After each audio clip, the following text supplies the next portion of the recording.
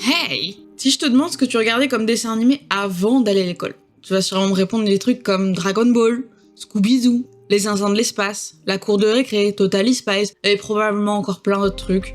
Sachant que naturellement, on n'avait pas tous les mêmes chaînes de télé, et qu'on n'a pas tous grandi avec les mêmes héros. Mais est-ce que tu te rappelles de ces dessins animés que tu regardais seulement pour t'éviter de te manger toute la pub qu'il y avait entre chaque nouveau épisode? Ces dessins animés auxquels on pense plus, ou auxquels on ne veut plus penser. Voyons aujourd'hui le cas Angela.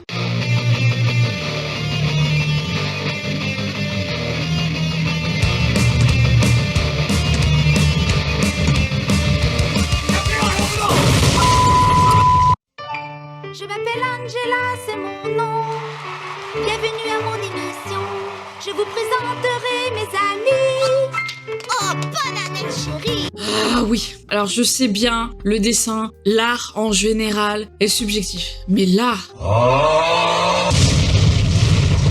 Juste le début, ce générique des enfers qui te fait pisser le sang par tous les orifices possibles et inimaginables. Mais écoute, je te dis... Choubidoubidou wawa. Je m'appelle Angela, c'est une petite passée. Nanette Manoir a le don de m'embêter. Et quelle que soit la langue utilisée, c'est une horreur pour les oreilles. Angela, and you are not Nanette Manoir. Je sou Angela Sanoa. E no meu show sou da Nanette Manoir. Vocês não vão gostar lá. Nanette Manoir. Fais mal, escutez-moi. Angela, kijk uit, jullie maar even mee, want ik ben weer op tv. Oh, somebody kill me, please! Somebody kill me, please!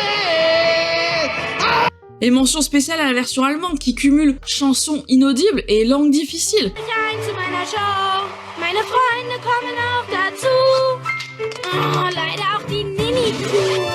Ça rend le générique presque agressif. Après, vu le personnage d'Angela, ça match plutôt bien finalement. Mais quand même, si c'était un choix artistique, pourquoi personne n'a dit que c'était de la merde? Mais c'est de la merde! Bon, poursuivons parce qu'il y a encore beaucoup trop de choses à dire. On suit le personnage d'Angela Anaconda, qui est une petite fille décrite comme imaginative et excentrique, mais qui est surtout amère, un poil égocentrique et légèrement manipulatrice.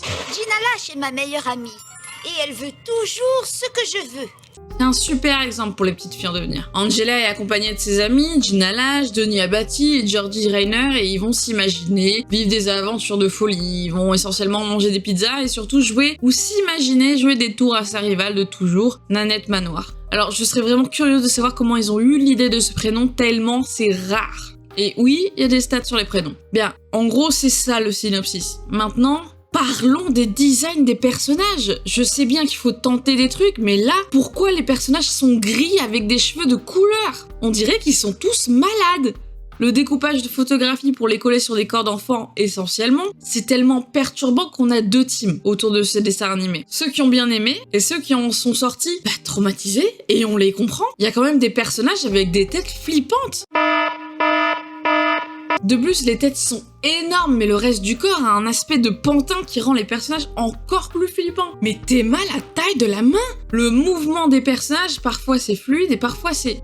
c'est bizarre. Angela. Les caractères des personnages sont, comment dire, infernaux. Ça reste une émission pour enfants, donc avec des caractères bien accentués, mais quand même. Nanette, c'est évidemment le petit cliché de la jolie petite blonde de parents fortunés, avec un caractère d'enfant pourri gâté qui adore jouer les modèles auprès de sa maîtresse, Madame Betsec, et être le centre du monde. Et Angela, qui est censée représenter la petite fille lambda, on va dire, c'est la représentation même du seum à son paroxysme. Nanette est invitée chez Angela, qui rêve de la passer à la machine à laver. Bon, faut dire que Nanette était une vraie connasse dans cet épisode. Nanette et Angela participent à une course qu'elles perdent toutes les deux. Angela rêve de la transformer en klaxon de vélo. Alors oui, ce qu'on peut pas retirer à Angela, c'est son imagination débordante pour se venger de Nanette. Ça, y a rien à dire. Puis il y a les autres personnages.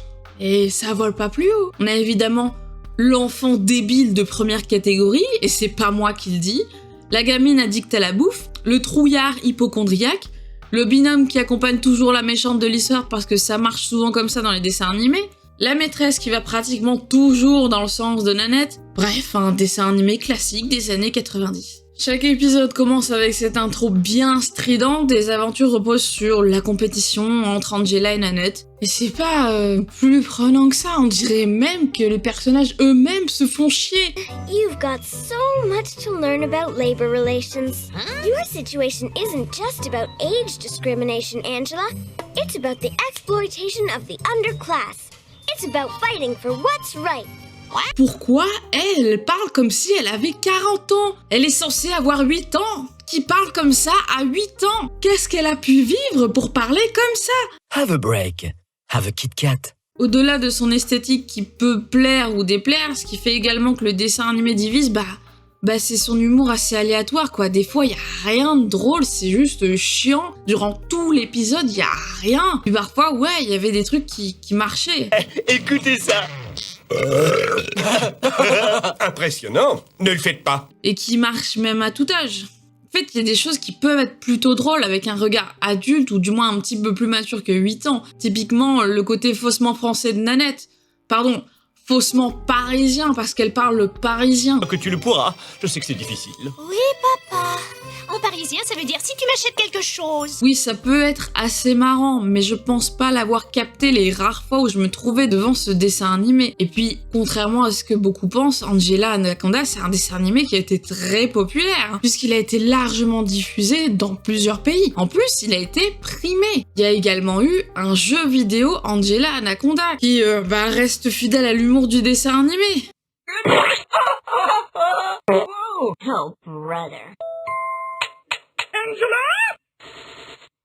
Et c'est moi ou elle s'est gratté le cul devant la classe, là? Bon, c'est un vieux jeu Flash, donc y a pas grand chose à en tirer aujourd'hui, mais ça montre bien l'aspect apprécié du dessin animé par pas mal de monde. Et en plus, y a même eu un reboot avec une mise à jour du design qui est quand même plus agréable à regarder. Adieu, teint cadavérique, adieu. Et ce qui est pas mal, c'est que malgré tout, même du côté de ceux qui ont probablement pas aimé le dessin animé, ça en a inspiré certains pour en faire une creepypasta.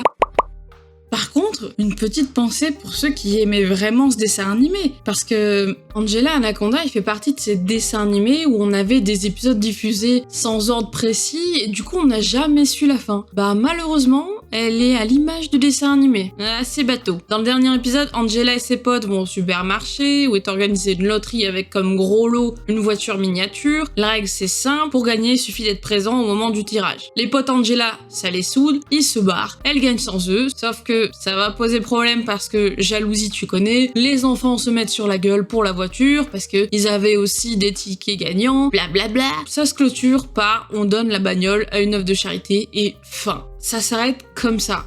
Y a même pas Nanette alors que c'est un peu le personnage rival de Angela, donc ça aurait été cool de la voir, mais surtout c'est bateau, c'est nul, y a rien quoi. Voilà. Pour ceux qui vraiment aimaient le dessin animé, putain, la déception doit être grande, hein. Je ne m'attendais à rien et je suis quand même déçue. Angela Anaconda, c'était un peu le mon chéri du dessin animé. Soit t'aimais pas du tout, quoi. Tu regardais parce que t'avais pas vraiment le choix. C'est peut-être un peu trop décalé pour son époque et il n'empêche qu'il y a quand même eu 3 saisons pour un total de 65 épisodes. Ce qui est quand même pas mal pour un dessin animé que tu regardais par défaut. Je sais pas dans quel team vous vous trouviez. N'hésitez pas à l'écrire en commentaire. Si ça t'a plu, abonne-toi.